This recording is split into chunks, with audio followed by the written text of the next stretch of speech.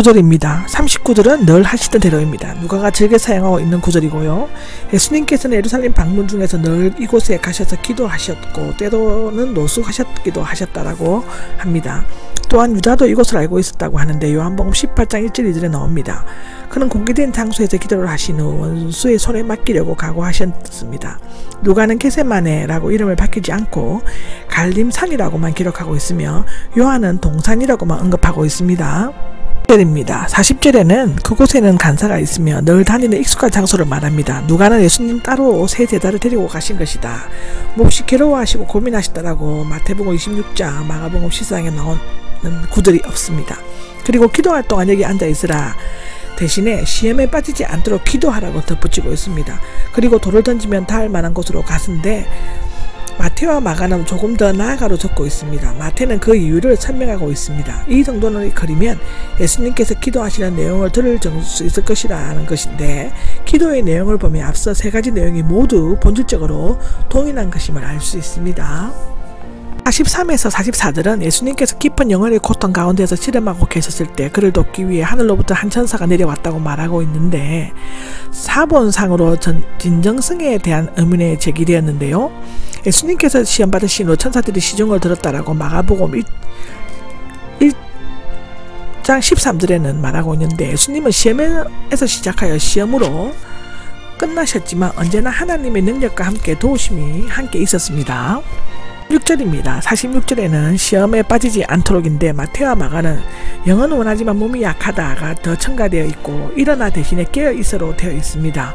그리고는 3번씩이나 제자들에게 와서 자는 것을 보시고 돌아가 다시 똑같은 기도를 하셨다고 기록하는데 그런데 누가는 예수님이 체포될 때까지 그의 마음을 이해하지 못하고 무지하고 어리석은 모습을 언급하고 싶지 않아서 세 차례의 기도와 책망을 삭제한 것처럼 보여진다고 합니다. 무엇보다도 이 말씀은 시험을 이겨낼 수 있는 유일하고도 확실한 방편은 기도라는 중요한 진리를 암시해주고 있습니다. 17절에서 53절까지 예수님께서 잡히신 기사에 대해서는 마태복음 26장 마가복음 14장에도 말했는데요. 요한복음 18장에도 나옵니다. 이 부분에 대해서는 마태와 마가의 기록이 더 길고 충실하다고 합니다. 47절에 보면 한 무리가 나오죠. 다른 복음서에서는 제사장들과 장로들 일부 박자들이 보낸 무리들로 되어 있습니다. 파송자들의 이름들이 생략된 것은 그들이 현장에 와 있었기 때문이라고 하고요. 12 중에 하나는 세 복음서 모두 언급하고 있는 것은 유다의 배신이 제자로서는 결코 있을 수 없는 충격적인 사실임을 강조하기 위함일 것이라고 합니다. 48절입니다. 48절에는 입맞추려고가 나오는데 세 기록 모두 동일하지만 누가는 유다야 너는 입맞춤으로 인자를 팔아넘기려느냐를 덧붙이고 있습니다. 유다가 입맞춤을 암으로 삼으려는 계획은 예수님이 자신이 스스로 밝히심으로써 숲으로 돌아갔지만 포기하지 않고 끝까지 배신의 길을 걸어가 나갔습니다. 49절입니다. 49절은 주님 우리가 칼로 쳐버릴까요? 라고 나오는데 누가에만 나오고 있는데 흥분한 제자들이 무력 사용을 제안한 것입니다. 답변을 기다리지 않고 그 중에 한 사람인 베드로가 칼을 휘둘렀습니다. 불행하게도 이 칼은 대제사장의 종의 오른쪽 귀를 잘라버렸죠. 예수님께서는 떨어진 귀를 다시 붙이지 않고 만져서 고쳐주셨습니다. 의사인 누가만 이 치유 사건을 세밀히 기록하고 있습니다. 어떻게 보면 베드로의 태도는 용감하고 어리 있는 행동이었지만 예수님께서는 그것을 허락하시지 아니하시고 오히려 질책하셨다라고 기록되어져 있습니다.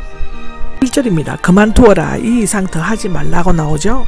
허용하다의 현재 명령법으로서 문자적으로는 이것까지 허용하라입니다. 이와 같이 하게 내버려 두라는 뜻이지만 여러가지 의미가 가능합니다. 무리를 향해서는 길을 고칠 때까지 그대로 기다려라. 제자가 칼을 쓴 것, 즉 난폭한 것에 대해서 용서하라. 이 사람을 고치기까지 내 손을 자유롭게 하라. 무리가 나를 잡아 끝까지 참고 그대로 놔두어라. 당시 붕괴하는 제자들을 향해 이 정도까지만 하고 더 이상 하지 말라고 참아라. 내가 이대로 끌려가도록 내버려 두어라의 뜻으로 해석할 수 있는데 제자들은 예수님의 고난의 참뜻을 몰랐기 때문에 막으려 하지만 이러한 무분별한 저항은 오히려 예수님의 사역을 방해하는 것이 될 뿐이었다고 우리는 기록으로 보여주고 있습니다.